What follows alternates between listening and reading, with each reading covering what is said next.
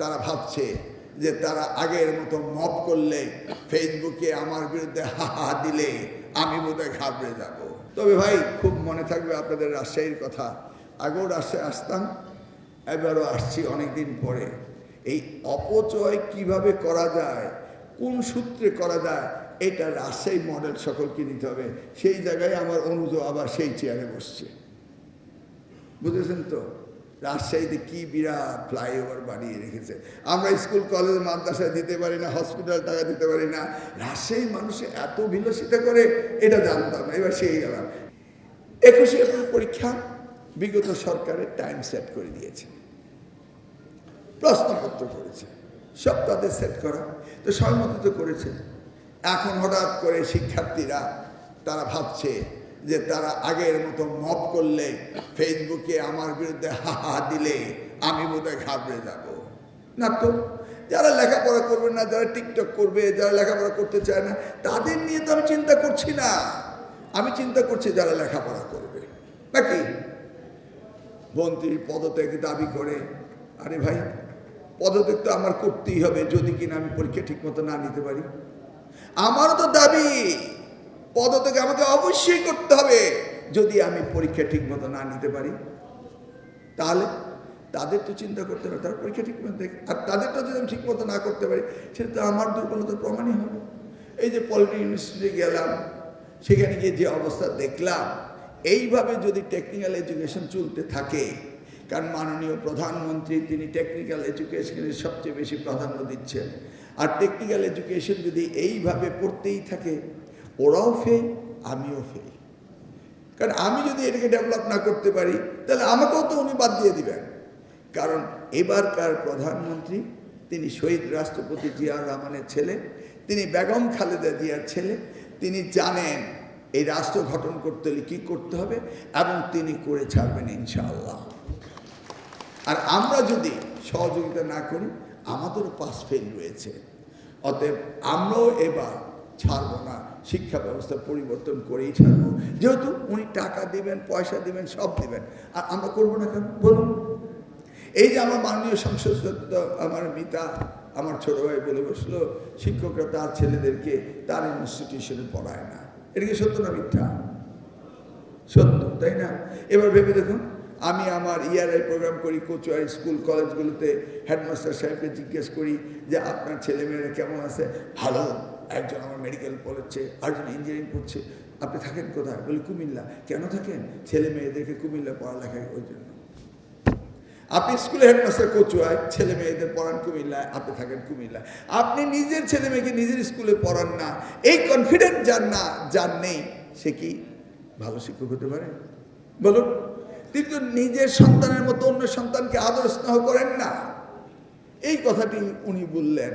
আবার দেখবেন দাবি উঠে যে আমরা ঢাকা ইউনিভার্সিটির বুয়েটের প্রফেসর, আমরা ঢাকা কলেজের প্রফেসর, আমাদের ছেলে মেয়েদেরকে আমাদের প্রতিষ্ঠানে পড়তে দিতে হবে। আরে ভাই, আপনার প্রতিষ্ঠানে তো অ্যাডমিশন টেস্ট হয়েছিল, আপনার ছেলে আপনার প্রতিষ্ঠানে অ্যাডমিশন টেস্টে টিকে না, তাহলে আপনি কি যোগ্য শিক্ষক হয়েছেন? কি আসতে বললাম, জোরে বললাম না? যদি মাইন্ড করে, কি মাইন্ড করতেও তো পারে। তাহলে এই যে এই বিষয়টি একবার কি ভেবে দেখেছেন যে আপনার ছেলে টেস্টে টিকে না, আপনি আমার মন্ত্রণালয়ে দাবি করেন যে আমরা যেখানে শিক্ষক রয়েছি সেখানে আমাদের ছেলে মেয়েদের পড়তে দিতে হবে। তার মানে নামি দামি প্রতিষ্ঠানে আমার গ্রামান্তরের শিক্ষকরা তাদের সন্তানদেরকে পড়াবেন না। আগে ওই যে আমাদের ডিভিশনাল কমিশনার সাহেব রয়েছেন, নম বলতে শুরু করে, কি মধ্যখানে আমার বক্তৃতা আসলো কেন? পরে শুনি যে ওনার নাম নম। জিজ্ঞেস করলাম কোথায় পড়ালেখা করছে? ভোট নিতে। কোন হলে ছিলেন? কে ফজল হলে? আরে আমার হলেই উনি ছিলেন। তো এই যে আমার এই কিরা বলতে ইসলাম, কোনটা ছিলাম? বিশ্ববিদ্যালয়ের শিক্ষকরা। তো এই যে বিশ্ববিদ্যালয়ের শিক্ষকরা তারা তাদের সন্তান পড়ে না। আবার দেখেন বিশ্ববিদ্যালয়ের শিক্ষকরা এখন আমার গ্রেডিং শুরু করে দিয়েছে। ঢাকা বিশ্ববিদ্যালয়ের ফিজিক্স এক স্বনামধন্য শিক্ষক 1 মাসের মধ্যে বলে বসলেন ব্যর্থ মন্ত্রী, পদত্যাগ করা উচিত। ব্যর্থতা কারা বলে দেন? ফ্রাস্ট্রেটেড। 30 দিন না যেতেই ঢাকা বিশ্ববিদ্যালয়ের ফিজিক্স ডিপার্টমেন্টের এক শিক্ষক আমাকে ব্যর্থ বলে দেন। উনি কতটা ফ্রাস্ট্রেটেড দেখেছেন? উনি নিজের প্রতিষ্ঠানে নিজের ছাত্রছাত্রীর খাতা ঠিকমতো দেখান না, পড়ান না, এই জন্য কিউএস রেটিং ঢাকা বিশ্ববিদ্যালয়ে নেমে গিয়েছে। দেখুন, আসলে যেটা বলছিলাম, জেলা স্কুলগুলো আগে আমরা ঢাকা বিশ্ববিদ্যালয়, আমরা অবশ্য ঢাকার ছেলে, ঢাকায় বড় হয়েছি, ঢাকায় পড়েছি। তো যদি কোনো ভালো মেধাবী ছাত্র আমাদের ক্লাস ফ্রেন্ড থাকতো, জিজ্ঞেস করতাম কোত্থেকে পড়েছো? ও আমি রাজশাহী জেলা স্কুল থেকে, ও আমি কুমিল্লা জেলা স্কুল থেকে। জেলা স্কুল মানেই নাম্বার 1 স্কুল। কি প্রিন্সিপাল সাহেব মেডিকেল কলেজের, আমি রাইট? জেলা স্কুল। কিন্তু এখন গিয়ে দেখেন জেলা স্কুলের দায়িত্বে ডিসি সাহেবের ছেলেমেয়েরা ঢাকায় থাকে, ঢাকায় লেখাপড়া করে। আমার মনে হয় এটাও ম্যান্ডেটরি করে দেওয়া উচিত জনপ্রশাসন থেকে, যারা জেলার দায়িত্বে থাকবেন তাদের ছেলে মেয়ে জেলা স্কুলেই পড়তে হবে, তাই না? তাহলে নিজের ছেলে মেয়ে ভালো করে, এই জন্য এগুলি খুব মাইক্রোস্কোপিক ব্যাপার, কিন্তু এগুলি আমাদের দেখতে হবে। এই যে মঞ্চে বসে আছি প্রিন্সিপাল সাহেবের সাথে মেডিকেল কলেজের, একজন আমার টেক্সট পাঠাচ্ছে স্কুল বন্ধ করে দিন, 166 জন মারা গিয়েছে। আমি ওনাকে দেখালাম, আমি বিষয়টা কি, হামে 166 জন মারা যাচ্ছে, তাহলে তো এই স্কুল বন্ধই করে দিতে হবে। তো উনি বললেন না, এটা নিয়ে চিন্তা করার দরকার নাই, বিগত সরকার ভ্যাকসিন দেয়নি বলে ইনফ্যান্ট মারা যাচ্ছে, আর আপনার স্কুল কলেজের ছাত্ররা ইনফ্যান্ট না, তারা মারা যাচ্ছে না। এই যে মানুষের রং পারসেপশন, এটা উনি ক্লিয়ার করলেন, তাই না? তবে ভাই খুব মনে থাকবে আপনাদের রাজশাহীর কথা। আগেও রাজশাহী আসতাম, এবারও আসছি অনেকদিন পরে। এই অপচয় কিভাবে করা যায়, কোন সূত্রে করা যায়, এটা রাজশাহী মডেল সকলকে নিতে হবে। সেই জায়গায় আমার অনুজ আবার সেই চেয়ারে বসছে, বুঝেছেন তো? রাজশাহীতে কি বিরাট ফ্লাইওভার বানিয়ে রেখেছে। আমরা স্কুল কলেজ মাদ্রাসায় দিতে পারি না, হসপিটাল টাকা দিতে পারি না, রাজশাহী মানুষে এত বিলাসিতা করে, এটা জানতাম না। এবার সেই গেলাম, এই মডেল মিউজিয়ামে রাখতে হবে, যেখানে প্রয়োজন নাই সেখানে কোটি কোটি টাকা স্পেন্ড করেন। সত্যি। এনিওয়ে, আমরা বলেছিলাম যারা 0% পাস করবে সেই স্কুলের মাত্র এমপিও ক্যান্সেল করতাম। এবার করবো না, বুঝছেন তো? কারণ হঠাৎ করে আপনাদেরকে বলছি করতেই হবে, আপনারা হঠাৎ করে আবার সুশিক্ষক হবেন, আবার আমি আগের আইন রাখবো, দুটো তো একসাথে যায় না, যায় না। কিন্তু আপনাদের লক্ষ্য রাখতে হবে যে এটা যেন না হয়।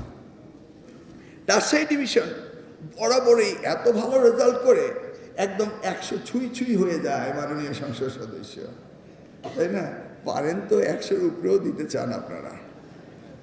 যেমন 2021 94%, আবার 2025 77% নেমে আসলো। কেন এত সুন্দর রেজাল্ট নেমে আসে কেন? আবার যদি কম্পেয়ার করে অন্য বোর্ডের সাথে, আপনাদেরকে কেউ ছুতেও পারে না। ভাই কত দিকে প্রতিযোগিতা, বোর্ডে প্রতিযোগিতা, কে বেশি পাস করাবে, মানে লেখাপড়া ছাড়া পাস বেশি করাবে, তাহলে এই প্রতিযোগিতা আসবে কেন? বোর্ডও কম্পিটিশন করে, এই বোর্ড ওই বোর্ডের প্রশ্ন নেবে না, এক বোর্ড আলাদা প্রশ্ন করবে, এটা কি হয়? আমরা বাংলাদেশি ছাত্র, কি প্রিন্সিপাল সাহেব, আমরা কেন এক বোর্ডে আলাদা আলাদা প্রশ্ন হবে? মনে করে দেখুন, এখানে মুক্তিযোদ্ধা রয়েছে, বীর মুক্তিযোদ্ধা। পাকিস্তানের ইস্ট পাকিস্তান থাকাকালীন সময় এটা ছিল ইস্ট পাকিস্তান টেক্সট বোর্ড, নাকি ইস্ট পাকিস্তান বোর্ড ছিল, একটি প্রশ্ন হতো। তারপর হলো Dhaka board, Comilla board, Rajshahi board, JSA board, এইভাবে হলো না আস্তে আস্তে। কারণ কাজের পরিধি বাড়ছে, ছাত্র সংখ্যা বাড়ছে, সেই জন্য বোর্ডগুলি বাড়ল। এরপরে আমি এসে আরও বাড়ালাম, Dinajpur board, Sylhet board, Barishal board, Chittagong board বাড়ালাম 8টা। বিগত দিনাজপুর বোর্ডও করলাম, হলো 8টা। এরপরে আবার বিগত সরকার করলাম ময়মনসিংহ বোর্ড, 9টা বোর্ড হলো, আর 2টা তো টেকনিক্যাল বোর্ড, মাদ্রাসা বোর্ড রয়েছে। এই 9টা বোর্ডে আলাদা আলাদা প্রশ্ন করতে শুরু করলো, নিজেদের মধ্যে প্রতিযোগিতা হতে শুরু করলো। এটা কি হয়? আমি রাজশাহীর ছাত্র না আমি ঢাকার ছাত্র, না আমি চিটাগাংয়ের ছাত্র না আমি দিনাজপুরের ছাত্র, আমি তো একই প্রশ্নের পক্ষে পরীক্ষা দিতে পারি। জিজ্ঞেস করলাম, ঠিক আছে এটা চেঞ্জ করা কেন যায় না? বললো যে স্যার, চেঞ্জ করলে যদি হঠাৎ করে প্রশ্নপত্র আউট হয়ে যায়, তার মানে এখন আমরা ভাববো প্রশ্নপত্র আউট হয়ে যায়, সেই জুজুগুলো ভয় থাকবো। প্রশ্নপত্র আউট হলে এই ডিভাইস আউট হবে, তা কি আমরা বুঝবো না? প্রশ্নটা কি আউট করবে, রিলেটেড কি আমরা কি জানি না? তাদেরকে আইনের আওতায় আমরা আনবো। আইন এমনভাবে স্টিপুলেট করব, ছাত্রছাত্রীদের জন্য না, আমাদের জন্য। আমাদের বিজি প্রেস তারা বলে তারা আউট করে না, আমাদের শিক্ষকরা বলে তারা আউট করে না। করে কে? ও ডিজিটাল কারচুপি। আসলে ডিজিটাল কারচুপি করলে ধরাও যায়, যায় না ধরা? এবং we are alert on it, এবং আমরা আইনও পাস করেছি। তাহলে সারা বাংলাদেশে শিক্ষকগণ আমরা একটি প্রশ্ন করতে পারি না? আমি কিন্তু শুধু পরীক্ষার কথা বলতে আসিনি, আমি বলতে আসছি আপনাদের সাথে জানতে শিক্ষা ব্যবস্থা কি পরিবর্তন করতে হবে, তাই না? তা আমরা একটি প্রশ্ন করা উচিত না কি? এবার আসেন, একজনে একবার ফেল করলো, দুইবার ফেল করলো, তিনবার ফেল করলো, 4বার পর্যন্ত আপনারা পড়ান, রেজিস্ট্রেশন কোশ্চেন করেন না? আচ্ছা, আপনার কি দায়িত্ব হয়ে গিয়েছে ফেইলিউর স্টুডেন্টের লেগাসি ক্যারি করা? এটা কি আমাদের দায়িত্ব? 2টার বেশি সুযোগ পাবে না। জানেন 56 ধরনের কোশ্চেন করা হয়। What is this? আমরা ওদেরকে পাস করার জন্য ব্যস্ত থাকবো, তাই নাকি আমরা সামনের দিকে এগিয়ে যাব? কোনটা? আমরা সামনের দিকে যেতে হবে না?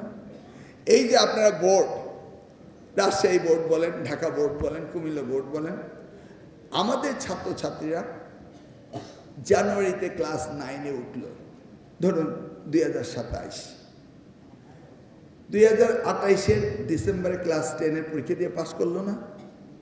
করেছে তো। করার পরে বোর্ড এসে বলে, হ্যাঁ আমরা তোমাদের পরীক্ষা নেব। ভালো কথা, পরীক্ষা নেব। কি বলে? এপ্রিল মেতে এসে পরীক্ষা নেব, জুন জুলাইতে রেজাল্ট দিব। তো কি 6 মাস ছাত্রদের জীবনতে নিয়ে নিল না? ওই বছরটা শেষ, পরীক্ষা দিতে 6 মাস, বাকি 6 মাসের লেখাপড়া নেই, নেক্সট ইয়ার গিয়ে ইন্টারমিডিয়েট ভর্তি হয়। তো 1 বছর নষ্ট করলো। তো 20 লক্ষ ছাত্রছাত্রী, 20 লক্ষ বছর নষ্ট করলো কে? অ্যাডমিনিস্ট্রেশন, বোর্ড এবং কে? ডিসিশন মেকার আলটিমেটলি কে? মন্ত্রী সাহেব নাকি ওই চেয়ারটা? একবার কি ভেবে দেখেছেন? একটি দরিদ্র পরিবারের সন্তান যদি এসএসসি পর্যন্ত 1 বছর লস করে, 16 বছর তার গ্র্যাজুয়েশন করার কথা, এসএসসি করলো 17 বছর, আবার 2টা 12 গ্রেডের জন্য আবার বোর্ড বলে আমরা পরীক্ষা নেব, 1 বছর নষ্ট করে, তাহলে একটি ছাত্রছাত্রীর জীবন থেকে যেখানে সে 18 বছর ইন্টারমিডিয়েট পাস করবে, সেটা হয়ে গেল কত বছর? 20 বছর। দেখছেন তো কে করছে? সরকার নাকি? এগুলি কি পরিবর্তন আনা দরকার না?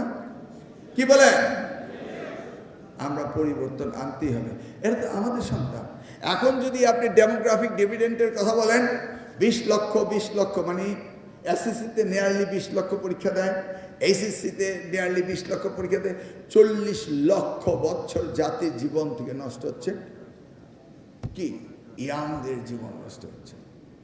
আবার আমরা টেকনিক্যাল এডুকেশনকে মনে করি টেকনিক্যাল এডুকেশনের ডিপ্লোমারা মনে করে আমরা ইঞ্জিনিয়ারিং কলেজের সাথে 4 ইয়ার্স, মানে সবাই উচ্চ শিক্ষা। কেন? টেকনিক্যাল এডুকেশন পলিটেকনিক ইনস্টিটিউট ছিল, ম্যাট্রিক পাস করবে 3 বছর। এই যে আমাদের এখানে যারা রয়েছেন, আমাদের চেয়ারম্যান সাহেব, ওনারা এসএসসি পাস করেই 3 বছর পড়ে ডিপ্লোমা ইঞ্জিনিয়ার হয়েছেন। তারপর ওনার ক্যারিয়ার বিল্ড করবেন, উনি ব্যাচেলার ডিগ্রি করেছেন, সেই জন্য রয়েছে তো ডুয়েট রয়েছে, ওনারা করেছেন। কিন্তু আমরা এখন টেকনিক্যাল এডুকেশনে 4 বছর করে দিলাম, তারপর আবার ইন্টারমিডিয়েট পাস করে ভর্তি করেন, তারপরে এখন এসে বলছে যে আমরাও তো 6 বছর পড়ছি। তো এটা হয়ে গেল কি? Higher education in engineering. আমরা টেকনিক্যাল এডুকেশন বলতে বোঝাই SSC vocational, HSC vocational, technical training centre, এগুলিকে আমরা টেকনিক্যাল কলেজ বলি। তাই ভাবছি প্রত্যেকটা জায়গায় ঘুরতে ঠিক আছে, ডিপ্লোমা যদি 4 বছর তারা থাকতেই চায়, থাকুক, আমরা একটা সার্টিফিকেট কোর্স অ্যাড করে দিই। যারা মেট্রিক পাস করে 2 বছর সার্টিফিকেট, ওই ডিপ্লোমা ইনস্টিটিউট পড়ে বেরিয়ে যাবে। পৃথিবীতে এরকম অনেক ডিপ্লোমা রয়েছে, অনেক সার্টিফিকেট কোর্স রয়েছে, এগুলি আমাদেরকে ইন্ট্রোডিউস করতে হবে। কারণ আল্লাহর দেওয়া যে নিয়ামত, আমাদের যে জনসংখ্যা, এই জনসংখ্যা কিন্তু চাইলেই পাওয়া যায় না। আপনারা সবাই জনসংখ্যার জন্য নিজেকে মনে করেন অভিশাপ, আসলে এটা অভিশাপ না, এটা আশীর্বাদ। দেখুন, আমার একটি মাত্র মেয়ে, 2জন হলে কত ভালো হতো। আর আমার ভাই বোন, আমরা 10 ভাই বোন, সেই আমার মা কত আরামে আছে এখনো, আমরা কত সেবা করি, একজনের পর একজন, সকলে আমেরিকায় থাকে, সকলে হিসাব করে রাখে 1 মাস করে ছুটি নিয়ে আসবে বছর রাউন্ড দি ইয়ার একজন না একজন আমেরিকাতে এসে আমার মায়ের পাশে বসে থাকে। You see how lucky she is. এই যে মানব সম্পদ, এটাকে অভিশাপ মনে করা যাবে না। এটাকে অভিশাপ হয় তখনই যখন এই বাংলাদেশ যারা চালাচ্ছেন তারা যদি তাদেরকে কর্মক্ষম জাতি হিসাবে তাদেরকে কনভার্ট না করতে পারেন, তাই না? দেখুন, হিসাব করে পৃথিবীর উন্নত দেশে ম্যাক্সিমাম দেশগুলো বেশি লোক মারা যাচ্ছে, কম লোক জন্মগ্রহণ করছে। More people are dying, less people are taking birth. More than 30 developed nation, more than 30। আর আমরা কি ভাগ্যবান, less people are dying, more people are taking birth. জনসংখ্যা বোমিং হচ্ছেই। এটা কি আমাদের ভাগ্যের ব্যাপার না? দেখুন, আমাদের মাদ্রাসা এডুকেশনে অ্যারাবিকের সাথে আমরা যদি ঠিকমতো টেকনিক্যাল দিতে পারি, তাহলে মিডল ইস্ট পুরোটাই আমরা দখলে নিতে পারি। আমরা যদি বিভিন্ন প্রতিষ্ঠানে ল্যাঙ্গুয়েজ প্রোগ্রাম দিতে পারি, কোরিয়ান বলেন, জাপানিজ বলেন, চাইনিজ বলেন, তারা বসে আছে। ফ্রেঞ্চ ল্যাঙ্গুয়েজ বলেন, ল্যাঙ্গুয়েজ জানেন, আর মিনিমাম একটা যোগ্যতা, একটা টেকনিক্যাল এডুকেশন থাকলেই আপনি সারা দেশের নেতৃত্ব দিতে পারেন, তাই না? এই সম্পদ কি পৃথিবীর কাউর আছে? বাংলাদেশ আর গুটি কয়েক দেশ ছাড়া। এটাকে কাজে লাগাতে হবে। কাজে লাগাতে হলে আমাদেরকে সবচেয়ে বেশি গুরুত্ব দিতে হবে এই জনসংখ্যাকে মানব সম্পদে রূপান্তরিত করা। সেই জায়গাটাই গুরুত্ব দিচ্ছে আমাদের মাননীয় প্রধানমন্ত্রী জনাব তারেক রহমান। হি মিন বিজনেস। সেই জন্য তো তিনি বলেছেন যে আমি জিডিপির পোর্শন 5% করে দেব। আমি তো চিন্তা করছি, ওনাকে তো সবসময় বক্তৃতায় বলতাম বাড়িয়ে দেন। যেই উনি স্বীকার করলেন, এখন আমি চিন্তা করছি কীভাবে আমি এটা নেওয়ারই তো সুযোগ পাচ্ছি না, কারণ you are not ready for that. আপনাদের ট্রেনিং করি নেই, মানুষজনের কিচ্ছু করি নেই। হঠাৎ করে বলবো যে টাকা দিয়ে দিলাম, কী করবো? শুধু কতগুলি সুন্দর দালান বানাতে পারবো নাকি? অট্টালিকা বানিয়ে কোনো লাভ আছে? আগে যারা লেখাপড়া করেছেন অট্টালিকা ছাড়া, তাদেরকে একাডেমিক কোয়ালিফিকেশন কম ছিল। এনিওয়ে, আমি যেটা বলছি, আমাদের সকলকে মিলে শিক্ষায় রিফর্ম করতেই হবে। আর এই রিফর্মের জন্য সকলেই আমাদের সহযোগিতা করছে। আপনি বলুন জনপ্রশাসনের কর্মকর্তারা, আপনি বলুন পুলিশ কর্মকর্তারা, সকলেই। এই শিক্ষা ডিপার্টমেন্ট চালাতে ডিসি, ইউনো, এসপি, ওসিরা কত না হিমশিম খায়। পরীক্ষার সময় ছাড়াও যে কোনো রিপোর্ট নেওয়ার সময় ডিসি সাহেবকে বলি, ইউনো সাহেবকে বলেন, কেন? আমার তো জেলা শিক্ষা অফিসার রয়েছে, উপজেলা শিক্ষা অফিসার রয়েছে, সব রয়েছে। তারপর তাদের উপর নির্ভরশীল সকলে মিলেই এই কাজটি আমরা করি। কি